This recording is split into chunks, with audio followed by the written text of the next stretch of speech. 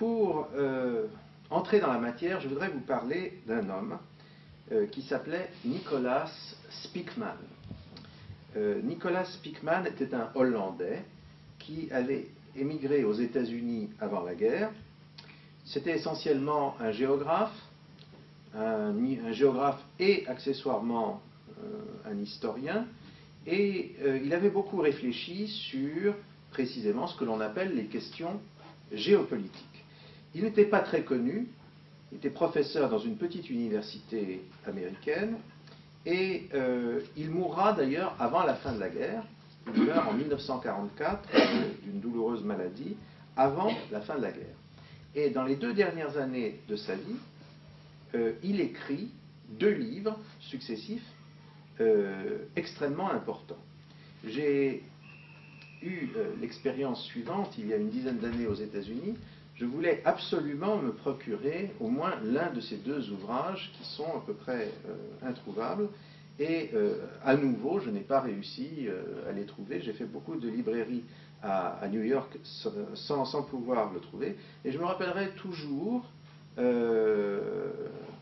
avoir demandé dans une très grande librairie qui se trouve sur Broadway à New York, où il y a, disons que c'est un super bouquiniste, n'est-ce pas? Imaginez un immeuble entier, et un immeuble new-yorkais, mais qui serait entièrement consacré à la vente de livres d'occasion. Et bien, je me suis dit, c'est peut-être l'endroit où je trouverais quelque chose sur Spieckmann, ou un ouvrage de Spieckmann.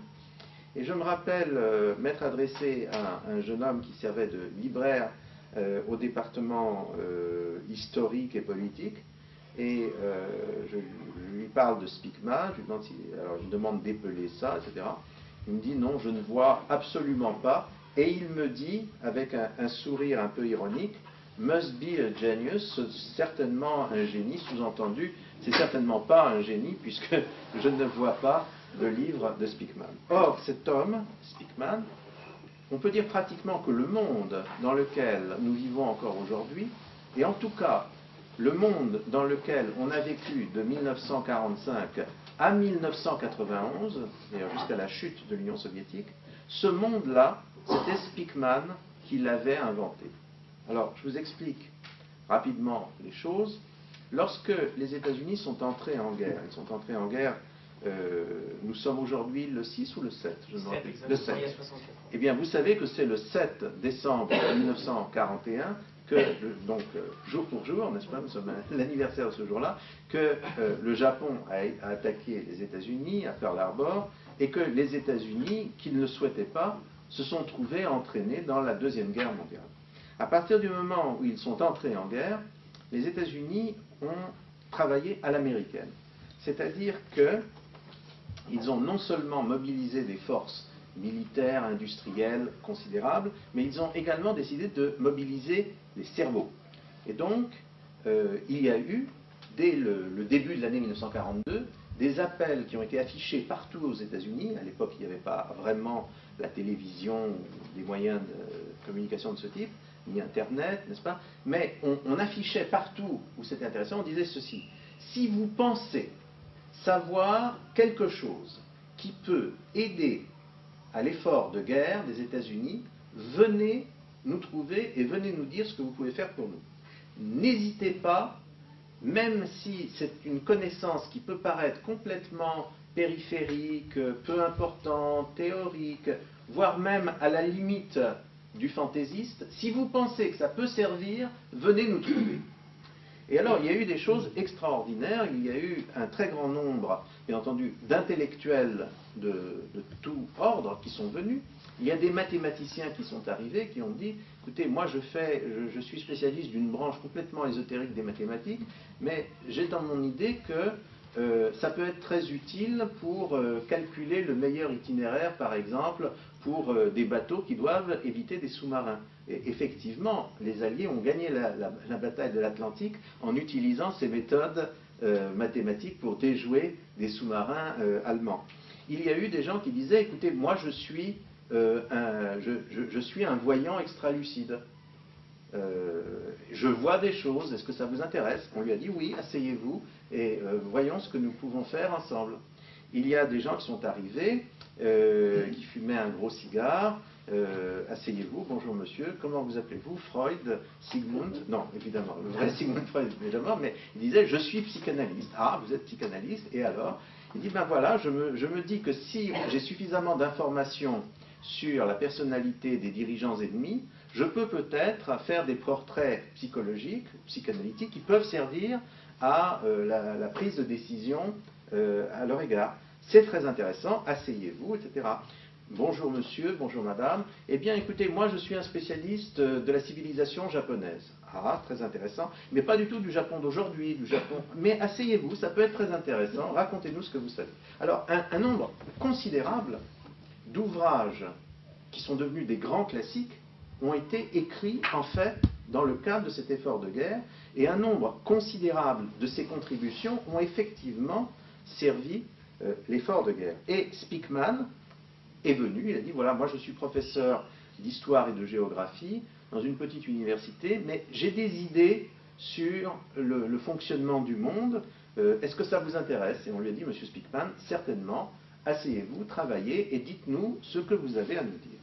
Donc, en gros, Speakman a réfléchi sur les rapports de force stratégiques tels qu'ils étaient en train de se modifier au cours de la Deuxième Guerre mondiale, et il a, donc, dans ces deux ouvrages successifs, celui de 1942 puis celui de 1944, il a dit, voilà, en gros, nous allons gagner la guerre contre l'Allemagne et le Japon parce que, quelle que soit leur capacité de combat actuelle, à long terme, il est très clair qu'ils ne pourront pas tenir face à la surpuissance industrielle qui est celle des États-Unis. Donc nous allons gagner cette guerre. Mais qu'est-ce que nous allons faire après? Et Speakman disait, à mon avis, nous allons être confrontés à un autre adversaire. Fatalement, nous allons entrer en conflit avec l'Union soviétique. Et donc, nous devons songer à l'après-guerre, à la paix. Nous devons y songer en nous préparant à cette confrontation, qui ne sera pas nécessairement une confrontation armée, qui sera peut-être une confrontation non armée, mais une confrontation néanmoins. Et notre but doit être de garder la supériorité maritime, qui est celle, pour l'instant, des États-Unis et de la Grande-Bretagne face à l'Union soviétique qui est un empire continental, terrestre. Pourquoi? Parce que, historiquement, je suis en mesure de dire que les puissances maritimes ont toujours eu un avantage sur les puissances terrestres et continentales pour un ensemble de raisons. Et donc, ce livre, ces deux livres, il y a eu deux versions, donc. Le premier s'appelait America's Strategy, la stratégie de l'Amérique, et le deuxième, en 1944, The Geography of Peace. En fait, quand vous lisez cela, j'ai réussi finalement à me procurer ces ouvrages, tout simplement lorsque Amazon est apparu. Eh bien, lorsque vous lisez ces ouvrages, vous êtes absolument impressionné, émerveillé, saisi, parce que Speakman, qui est mort en 1944, avait vu le monde de la guerre froide. Il l'avait vu, et quelquefois dans les détails.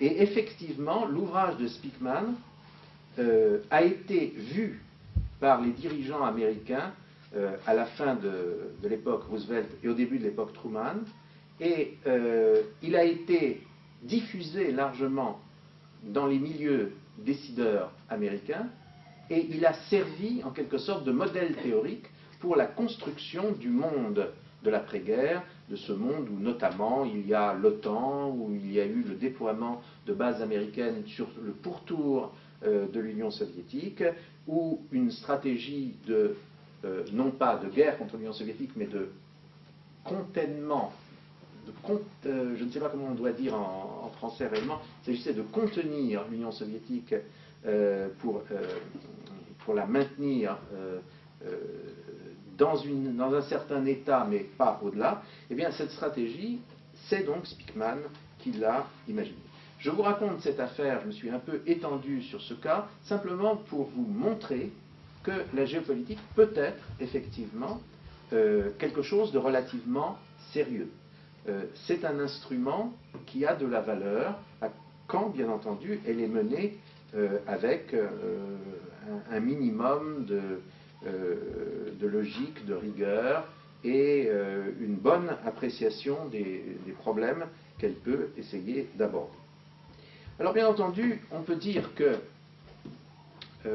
d'une certaine manière, depuis qu'il y a des hommes, ils ont fait de la géopolitique. C'est évident. Il est certain que lorsque Pharaon décide de maltraiter le peuple juif en Égypte, vous savez qu'il tient un raisonnement de type géopolitique, puisqu'il dit les Juifs deviennent trop nombreux en Égypte, vienne une guerre, ils pourraient peut-être se joindre à nos ennemis et quitter le pays. Donc nous perdrions une main-d'œuvre servile importante.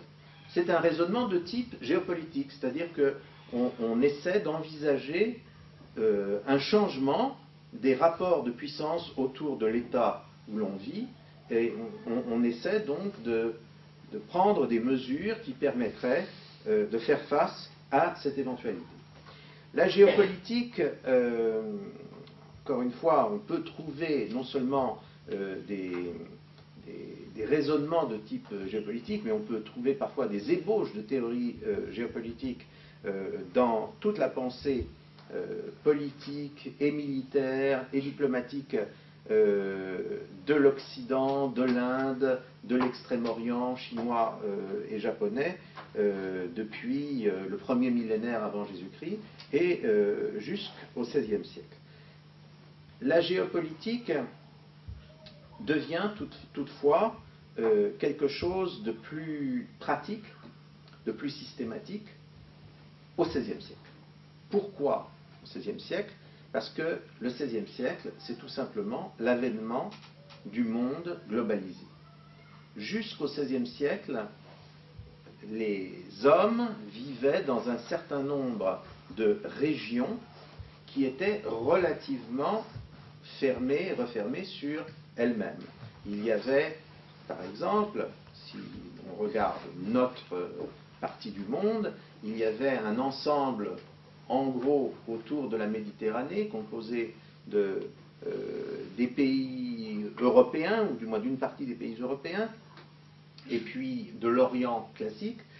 Cela formait un monde, les Grecs disaient un œcumène, et ce monde se suffisait en quelque sorte à lui-même. En tout cas, il avait peu de relations avec les autres mondes. Et cependant, il y avait des autres mondes, et on savait que les autres mondes existaient. Par exemple, les habitants de l'œcumène classique, qui comprend le Moyen-Orient classique, depuis la Perse jusqu'à l'Égypte, et depuis la Gaule jusqu'à l'Asie mineure, les habitants de cet œcumène savaient par exemple que l'Inde existait et que c'était une civilisation totalement différente. Ils avaient vaguement entendu parler, en particulier à partir de l'an 0 de l'ère chrétienne, on sait de manière tout à fait tangible qu'il y a un troisième monde beaucoup plus loin, la Chine, puisqu'on achète des produits qui viennent de là et on vend des produits à ce pays extrêmement distant. Donc on sait qu'il y a des autres mondes, mais ces différents mondes ne communiquent pas ou pas beaucoup, parce que ce sont des mondes qui ne peuvent communiquer que par la voie terrestre, et la voie terrestre, jusqu'à une époque extrêmement récente, était une voie très très difficile. C'est une voie de communication extrêmement difficile et extrêmement, si j'ose dire, peu rentable. Au XVIe siècle, il se passe une révolution considérable que vous savez. Les Européens, eux et personne d'autre, réussissent à mettre sur pied pour la première fois des bateaux, des flottes de navires capables d'affronter la haute mer, les océans, capables de faire le tour du monde. Et dès le milieu du XVIe siècle, les Occidentaux sont entrés en communication maritime avec le monde entier. Donc pour la première fois, il y a des gens qui voient le monde entier, qui entrent en contact avec les différents mondes qu'il y a sur la Terre, qui fatalement se mettent à réfléchir et à se poser des questions. Qu'est-ce que nous allons faire de cela? Qu'est-ce que nous pouvons faire? Quels sont nos atouts? Quelles sont nos faiblesses? Pouvons-nous faire plus que nous ne faisons jusqu'à présent? Y a-t-il des voies commerciales à exploiter? Y a-t-il des voies stratégiques à exploiter? À partir du moment où on se pose ces questions, on entre dans un deuxième âge de la géopolitique. Disons que la géopolitique, à l'état natif qui a pu exister aux origines de l'humanité, le cède à une deuxième géopolitique qui est beaucoup plus raisonnée, beaucoup plus systématique. Mais c'est au XIXe siècle qu'on entre dans un troisième âge, c'est-à-dire que non seulement on pratique de la géopolitique, les différents États pratiquent de la géopolitique, mais on se met à élaborer des théories extrêmement complexes et des théories extrêmement variées pour essayer d'imaginer toutes les situations géopolitiques qu'un État peut rencontrer. Toutes les situations où, en gros, un État, un pays, peut être confronté à d'autres pays, toutes les situations où des rapports de force peuvent surgir entre les États et les pays, toutes les situations où ces rapports de force peuvent se modifier à l'avantage ou au détriment d'un État ou d'un pays, toutes les situations où tel État ou tel autre pays peut aller plus loin que ce qu'a été jusqu'à présent son destin historique. L'ensemble de cette réflexion, c'est proprement ce que sera l'objet de la géopolitique. Alors, traditionnellement, il y a un certain nombre de noms, si vous voulez, que vous lirez dans n'importe quel ouvrage, à commencer, je le suppose, par un ouvrage de type que sais-je, n'est-ce pas, sur la géopolitique. Nous allons très rapidement les mentionner. Il y a un certain nombre d'auteurs classiques.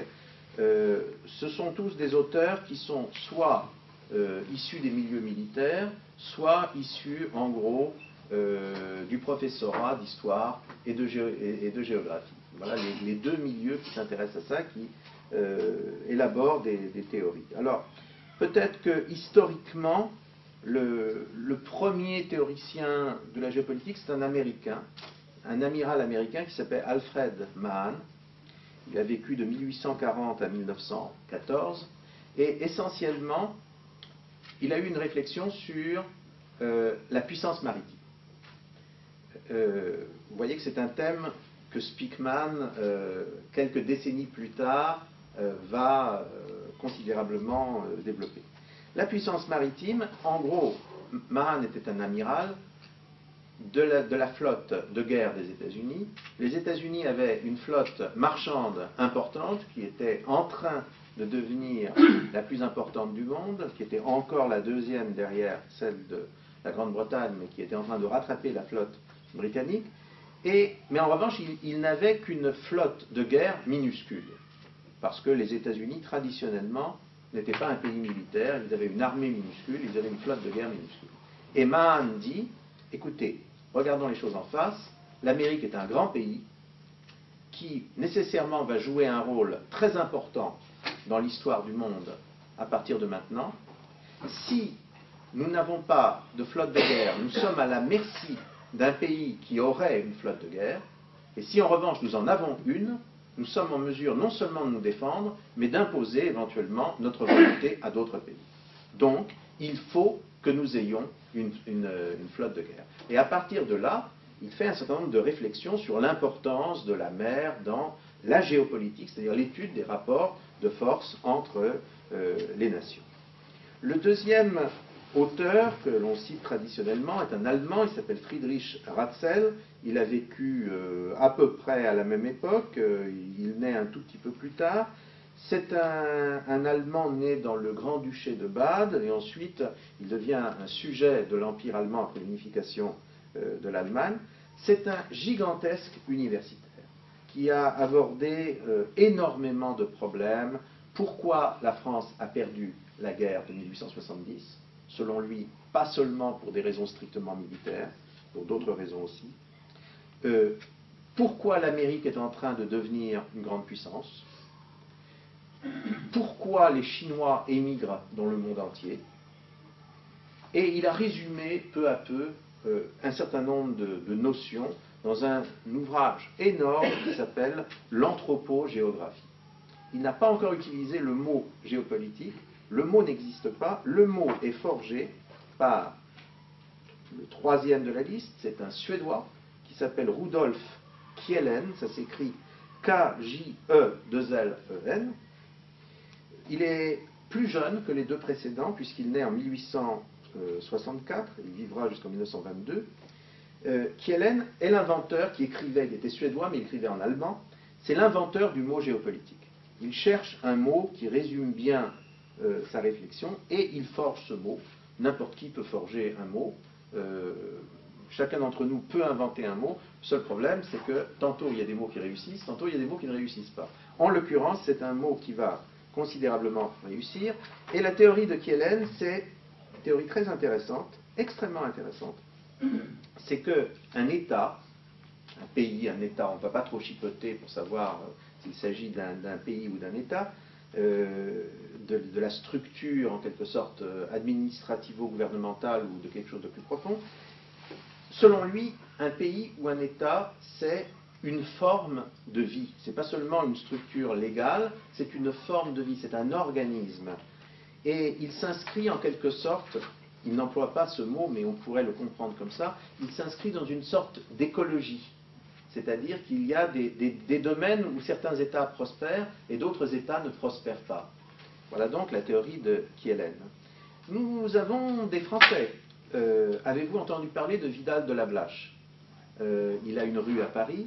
Je suis encore d'une génération où l'on étudiait la géographie dans des cours de géographie qui portaient encore le nom de Vidal de la Blache, bien que le malheureux fût mort en 1918, mais le malheureux ou le bienheureux, il avait peut-être mené une vie tout à fait heureuse, mais le fait est que dans les années 50 et 60, il y avait encore des cours de géographie Vidal de la Blache, je ne sais pas s'il y en a toujours, c'était un très grand, il a été un des très très grands géographes français, et en particulier, il a écrit un livre qui s'appelle « Le tableau de la géographie de la France », qui, un peu comme Kielen, est une analyse extrêmement riche de la France en tant qu'organisme vivant. À la même époque, il y a un autre géographe considérable qui s'appelle Élisée Reclus, lui aussi très connu des écoliers français encore dans les années 50 ou 60, on étudiait encore ces textes à cette époque-là. C'est la même chose que Vidal de la Blache, sauf que Élisée Reclus, ce qui le rend très sympathique auprès de beaucoup de gens aujourd'hui, Élisée Reclus, c'était un homme de gauche, c'était un révolutionnaire, il a été de toutes les causes révolutionnaires, un homme extrêmement sympathique d'ailleurs. Pendant toute la deuxième moitié du XIXe siècle, alors que le racisme ne faisait que croître et embellir en Europe, il a totalement pourfendu les idées racistes. Je crois que cela mérite un grand hommage. Il y a eu toutes sortes d'autres écrivains. Je voudrais citer deux Français. Alors, Albert de Mangeon. Alors, de Mangeon, c'est la même chose que Vidal de la Blache. Il est d'une génération postérieure, mais aussi célèbre que Vidal de la Blache. Et les cours de Mangeon, eux aussi, existaient dans les lycées français dans les années 60. Et puis, il y a eu un autre auteur, un autre géographe, qui s'appelait Jacques Ancel. Non pas Ancel comme Frédéric Ancel, n'est-ce pas, mais Ancel avec un A. Qui était professeur d'histoire et géographie au lycée Chaptal.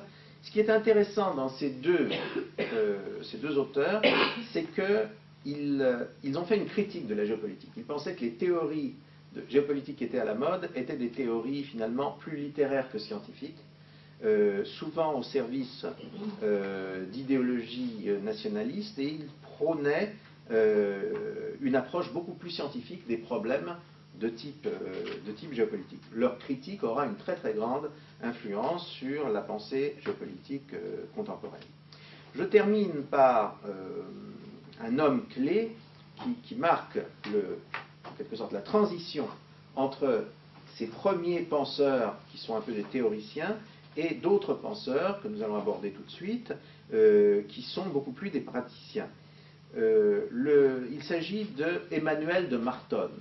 Alors Emmanuel de Martonne, c'était un éminent géographe. Il a été important dans l'histoire de la France, du monde et de la géopolitique parce qu'il a été attaché au service géographique de l'armée française à partir de 1916 et jusqu'en 1920. Eh bien, quel rôle a-t-il joué à ce titre? C'est très simple. C'est vers lui que le gouvernement français s'est tourné en 1918, 1919, 1920 pour réfléchir aux traités que l'on était en train de signer à Versailles et qui ont décidé du sort de l'Europe. Et Martonne a eu une influence considérable. Il a élaboré, à partir de théories qu'il faut bien qualifier de géopolitique, il a élaboré un certain nombre de rapports de force. Il a estimé qu'il fallait encourager certains rapports de force entre des pays européens. C'est lui qui a inventé la Tchécoslovaquie. C'est lui qui a inventé la Roumanie actuelle, c'est lui qui a rapetissé la Hongrie, c'est lui qui a créé la Yougoslavie, laquelle a explosé, comme vous savez, au début des années 90. Donc vous voyez, c'est un homme qui a eu une influence directe sur l'histoire considérable. Terminons par trois auteurs très importants, un Anglais, un Allemand et enfin un Hollandais américain, le fameux Speakman dont je parlais il y a quelques minutes. L'Anglais s'appelle Mackinder. Alors je ne résiste pas au plaisir, surtout quand nous avons un beau tableau, n'est-ce pas? Je ne résiste pas au plaisir de vous montrer la théorie de Mackinder. Est-ce que c'est scientifique? Est-ce que c'est littéraire? Ça n'a pas d'importance, c'est très joli, c'est esthétiquement très réussi. Et il y a, soyons clairs, il y a quand même beaucoup de choses intéressantes dans cette théorie. Alors cette théorie, c'est que Mackinder est un Anglais. Donc, vous comprenez qu'un Anglais, fatalement, s'intéresse aux bateaux. Donc, disciple de l'américain Mahan, il pense en effet que la puissance maritime, ça a été la clé de la fortune politique de la Grande-Bretagne. Et il pense que les grands conflits du présent et de l'avenir vont être des conflits entre une puissance continentale et une puissance maritime. Alors voilà la théorie de Mackinder. La théorie de Mackinder, c'est qu'il y a quelque chose qu'on va appeler le centre du monde. Alors le centre du monde,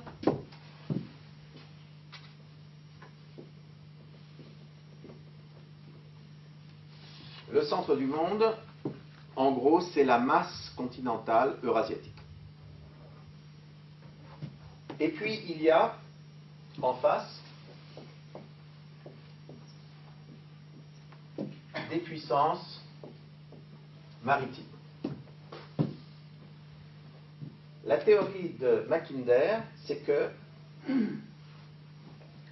dans le centre du monde, il va y avoir nécessairement un pays qui va dominer l'ensemble.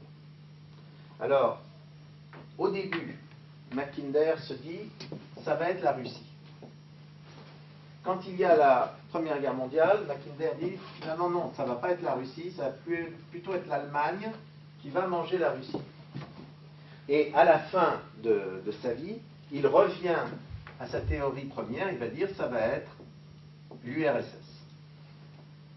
Et fatalement, donc, ces pays vont prendre le contrôle de l'ensemble eurasiatique. Et l'ensemble eurasiatique, c'est les trois quarts de l'humanité. Donc, ils ont gagné la guerre mondiale. Ils sont les maîtres de l'humanité.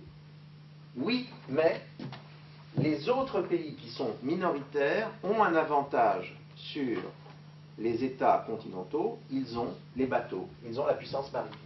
Et donc, ces pays du pourtour, ce sont les pays qui peuvent tenir en échec la grande puissance continentale. Et ces pays, c'est évidemment la Grande-Bretagne, et puis les États-Unis, et puis finalement, c'est l'ensemble Grande-Bretagne, États-Unis. Voilà la théorie de, comment dire, de Mackinder. On peut discuter, etc. Mais ce qui est important, c'est qu'il y a cette vision d'un empire continental, d'un empire maritime. Elle va, nous allons le voir, jouer beaucoup, un rôle très important dans ce que l'on a appelé la guerre froide, donc dans la configuration du monde que nous avons connu jusqu'il y a encore très peu de temps.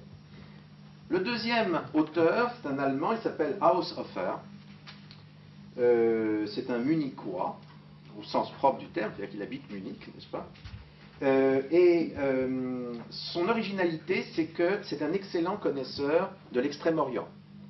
Il connaît le Japon, il s'intéresse beaucoup au Japon, et il a été un des artisans de l'alliance germano-japonaise. Alors lui, il a une théorie beaucoup plus baroque, c'est-à-dire que selon lui, il y a en fait 4 grandes puissances qui se partagent la Terre selon pratiquement des espèces de grands fuseaux horaires. Le Japon en Extrême-Orient, la Russie dans une zone médiane, l'Allemagne pour l'Europe et l'Afrique, et les États-Unis pour l'hémisphère occidental. Enfin, nous en arrivons à Spykman, celui dont je vous ai parlé tout à l'heure. Alors Spykman, en fait, reprend les idées de Mackinder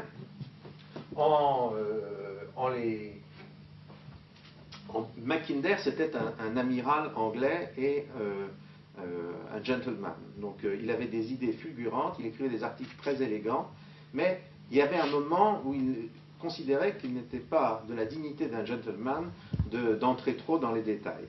Nicholas Spykman, lui, était un roturier, un Hollandais, un Américain et un petit professeur obscur dans une université obscure. Donc, il n'a pas dédaigné d'entrer dans les détails et il a écrit donc un ouvrage beaucoup plus fouillé. Mais en gros, Spykman reprend l'idée de Mackinder et dit que dans le conflit qu'il va y avoir entre les pays maritimes, c'est-à-dire en gros les pays anglo-saxons, les États-Unis et la Grande-Bretagne, qui vont représenter la liberté face au monde continental soviétique, eh bien, il est très important de prendre le contrôle de ce qu'il va appeler le Rhineland, c'est-à-dire les pays du pourtour. Et ce que dit précisément Spykman, c'est que on doit faire entrer une Europe aussi unie que possible dans le giron des puissances maritimes, c'est-à-dire on doit créer une communauté atlantique. Donc tout le monde que nous avons vécu, qui a été le nôtre, dans lequel nous avons vécu à partir de 1945, a été envisagé de manière extrêmement prophétique par Spykman.